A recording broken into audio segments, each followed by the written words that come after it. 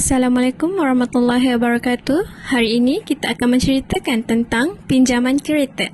Adakah anda tahu tentang pinjaman kereta? Jika tidak, anda boleh lawati website kami di laman web di bawah. Perkara yang terdapat di dalam website tersebut adalah 3 perkara yang perlu anda tahu sebelum membuat pinjaman kereta anda. Yang pertama adalah perkara yang perlu anda pertimbangkan sebelum membuat pinjaman kereta. Yang kedua, bagaimana untuk membuat pinjaman kereta. Dan yang ketiga, sebab-sebab permohonan pinjaman kereta anda ditolak. Pertama, anda perlu pertimbangkan beberapa perkara sebelum membuat pinjaman kereta. Anda perlu tahu tentang konsep asas pinjaman terlebih dahulu sebelum memohon pinjaman kereta dari pihak bank. Apakah terma-terma yang perlu anda tahu? Terma-terma yang perlu anda tahu adalah kadar bunga, bayaran muka, margin pembiayaan, tempoh pinjaman, ansuran, pinjaman dan pemilikan semula.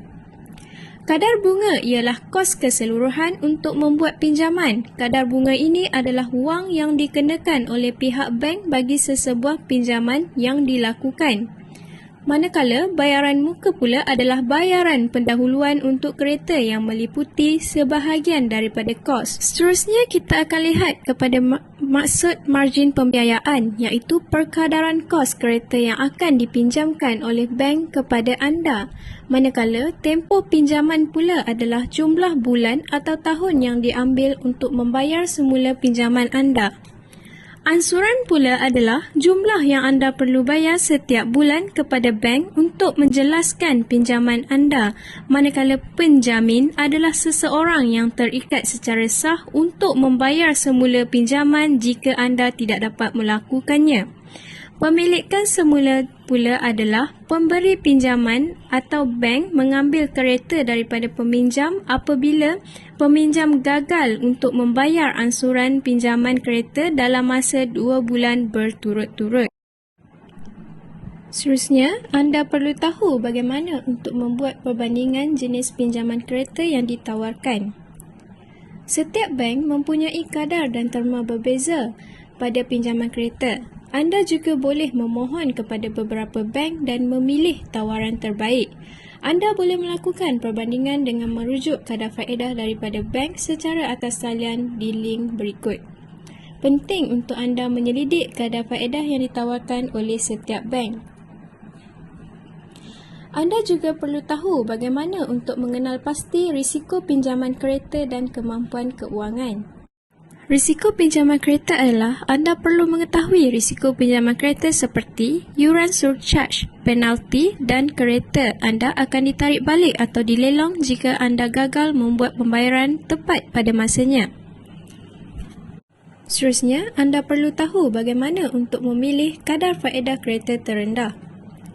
Untuk mengetahui bagaimana untuk memilih kadar faedah yang terbaik, anda dinasihatkan untuk memilih pinjaman kereta yang menawarkan kadar faedah pinjaman kereta yang rendah.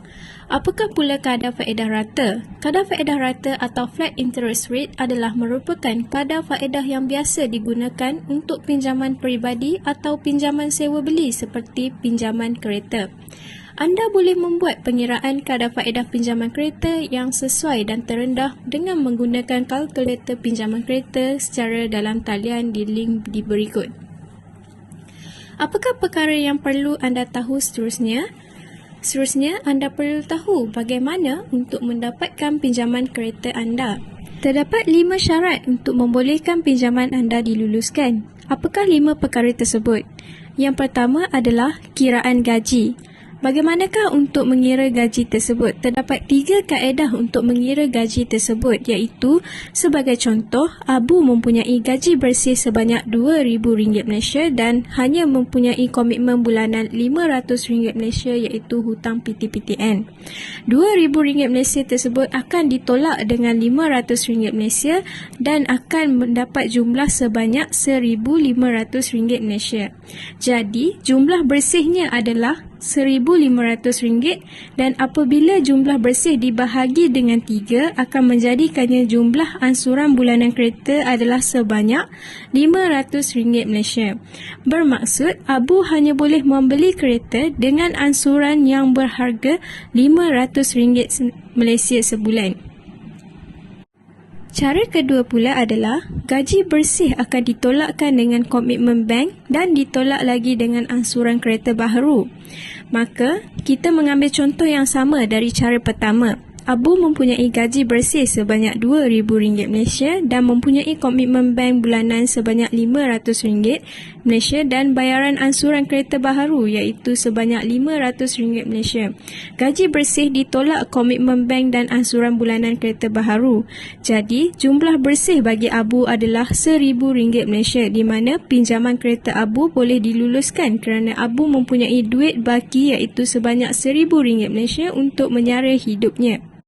Cara tiga pula adalah dengan kita gunakan contoh yang sama dari sebelumnya. Abu mempunyai gaji bersih sebanyak RM2,000 Malaysia, kos sara hidup adalah RM1,000 Malaysia dan komitmen bank adalah sebanyak RM500 Malaysia. Jadi, gaji bersih ditolak dengan kos sara hidup dan komitmen bank, kita mendapati jumlah ansuran bulanan kereta Abu adalah sebanyak RM500 Malaysia sahaja.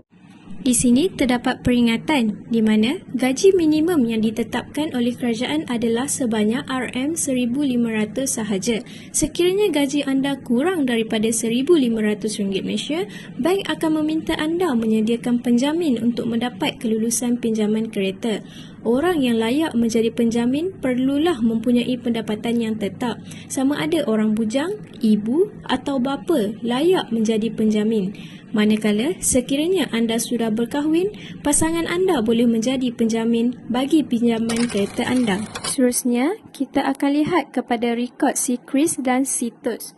Apakah rekod SECRIS? Rekod SECRIS adalah rekod pinjaman yang melibatkan bank, sebagai contoh bank negara.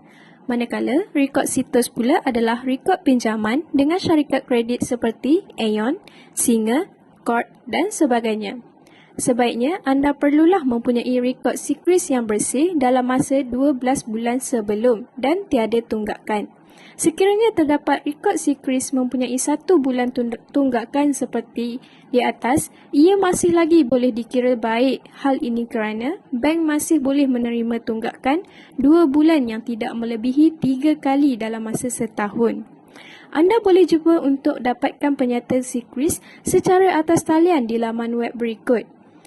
Dan anda perlu pergi ke cawangan Bank Negara atau AKPK yang terdekat untuk mendaftar bagi kali pertama. Sekiranya tiada cawangan Bank Negara atau AKPK berdekatan dengan anda, disarankan mendapatkan laporan kredit SITOS dan SECRIS secara di atas talian dengan bermodalkan RM25 sahaja.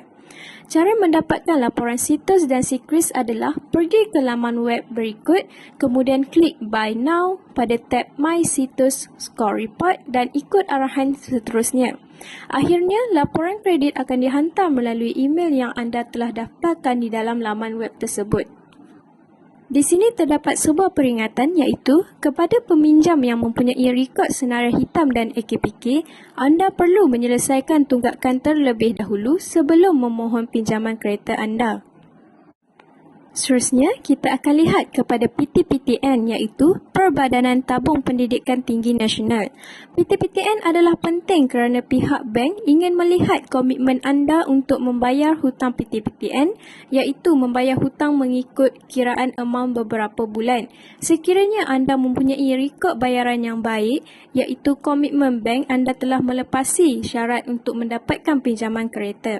Sekiranya anda menjadual semula bayaran hutang PTPTN, anda perlu nasihat daripada pihak bank agar mendapat pinjaman kereta daripada bank tersebut. Dan syarat yang terakhir adalah dokumen yang lengkap. Apakah dokumen yang lengkap tersebut? Seperti salinan IC, lesen memandu. Bagi penjawat awam, Mereka perlu untuk menghantar slip gaji 3 bulan, manakala bagi pekerja swasta memerlukan slip gaji 3 bulan, penyata bank 3 bulan, penyata KWSP. Jika mempunyai kerja overtime, sila kemukakan dokumen yang sah untuk buktikan kepada pihak bank. Seterusnya, kita akan lihat kepada peniaga. Apakah dokumen yang diperlukan oleh peniaga? Dokumen yang diperlukan oleh peniaga adalah rekod pendaftaran perniagaan SSM sekurang-kurangnya 2 tahun dan juga penyata bank selama 6 bulan terkini. Sekiranya anda adalah pekerja yang mendapat upah secara tunai, sila masukkan gaji atau upah anda ke dalam bank semula pada tarikh yang sama sekurang-kurangnya 6 bulan supaya anda dapat mengeluarkan penyata keuangan dari bank tersebut. Adakah anda tahu terdapat beberapa perkara yang akan menggagalkan permohonan pinjaman kereta anda? Perkara tersebut adalah gaji bersih minima yang tidak setara dengan ketetapan gaji bersih minima, iaitu gaji bersih anda haruslah melebihi RM1,200 Malaysia dan ke atas. Namun, pihak bank telah menetapkan gaji bersih minima mengikut kadar seperti di bawah. Bank Simpanan Nasional telah menetapkan gaji bersih minima iaitu sebanyak RM2,000 Malaysia dan ke atas, manakala Public Bank pula telah menetapkan gaji bersih minima iaitu sebanyak RM2,500 dan ke atas. Maybank pula telah menetapkan gaji bersih minima iaitu sebanyak RM2,500 dan ke atas. Dan AmBank pula telah menetapkan gaji bersih minima iaitu sebanyak RM3,000 dan ke atas. Sebab yang kedua adalah anda baru mula bekerja. Jika anda bekerja kurang daripada 3 bulan, terdapat kemungkinan yang sangat tinggi untuk permohonan pinjaman kereta anda akan ditolak. Adalah disarankan kepada individu atau graduan yang baru mula bekerja untuk tunggu sekurang-kurangnya 6 bulan bekerja untuk memastikan permohonan pinjaman kereta anda diluluskan. Seterusnya adalah status pekerjaan anda iaitu status pekerjaan sementara atau sambilan. Jika jawatan seseorang individu itu berstatus kontrak, sementara atau sambilan, pihak bank agak sukar untuk meluluskan permohonan pinjaman kereta anda. Hal ini kerana status-status jawatan ini dapat memberi gambaran kepada pihak bank tentang kestabilan keuangan individu tersebut. Namun, jawatan yang berstatus kontrak kerajaan masih boleh dipertimbangkan oleh pihak bank dan ianya masih bergantung kepada beberapa faktor. Contohnya iaitu rekod hutang yang bersih atau memegang jawatan yang tinggi dalam badan kerajaan. Sebab yang terakhir adalah penjamin yang tak kukuh. Penjamin ialah seorang individu yang terikat secara undang-undang untuk menjelaskan sebarang amaun tertunggak jika peminjam utama atau pemohon gagal untuk membayar hutang atau pinjaman.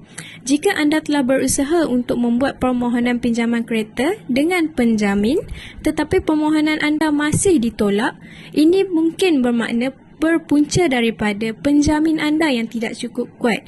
Definisi kuat di sini adalah merujuk kepada status keuangan penjamin anda serta kemampuan mereka untuk memberikan jaminan dan komitmen sekiranya anda sebagai pemohon pinjaman tidak mematuhi syarat pembayaran balik. Itu sahaja dari kumpulan kami tentang pinjaman kereta. Sekian, terima kasih.